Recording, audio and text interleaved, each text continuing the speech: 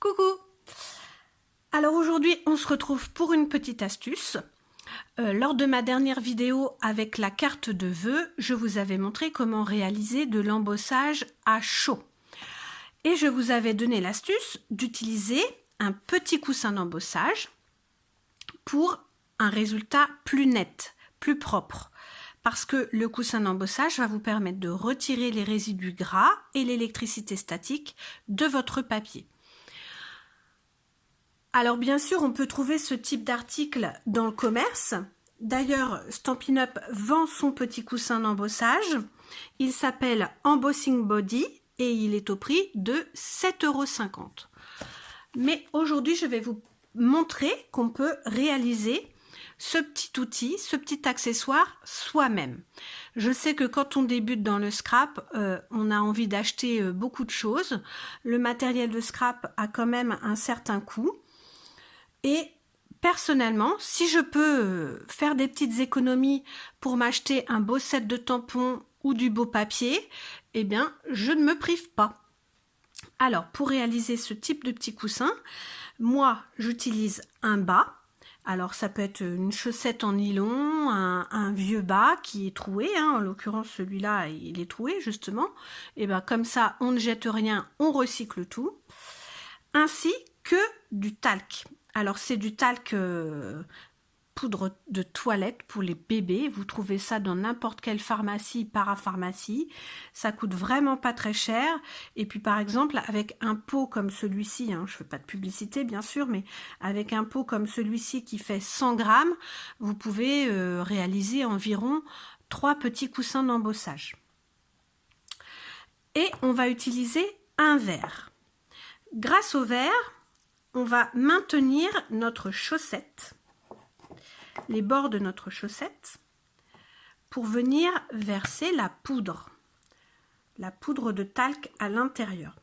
Alors, vous mettez bien sûr la quantité que vous désirez.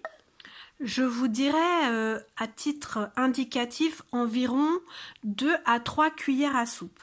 Évitez d'en mettre plus, parce que quand, au fur et à mesure que vous allez utiliser votre petit coussin, eh bien, il y aura moins de poudre et du coup, le bas autour va devenir de plus en plus lâche et ce sera moins facile à utiliser.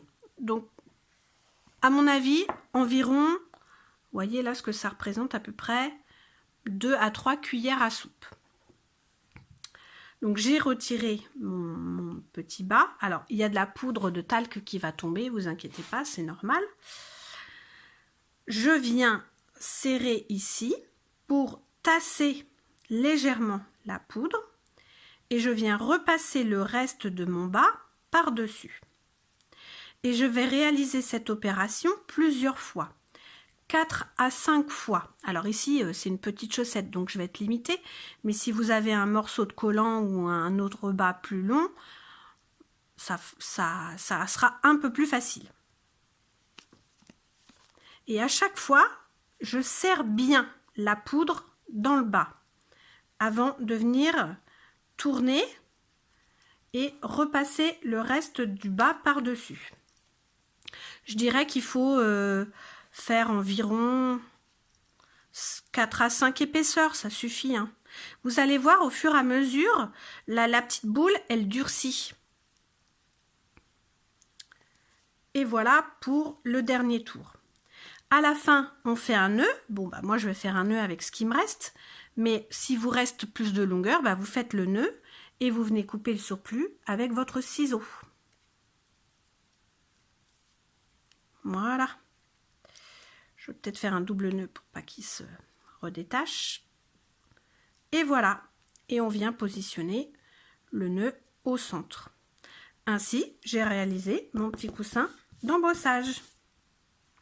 Si l'esthétique ne vous plaît pas particulièrement, moi ça me gêne pas donc je laisse comme ça, mais si l'esthétique vous plaît pas trop, eh bien vous pouvez prendre un petit morceau de feutrine, vous venez découper un morceau 2 fois plus grand que votre petit coussin, vous venez rabattre et avec du fil et une aiguille, vous venez fermer le petit coussin.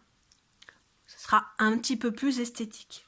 mais ce ne sera que esthétique, hein. Ça n'enlèvera rien à l'efficacité si vous le laissez comme ça.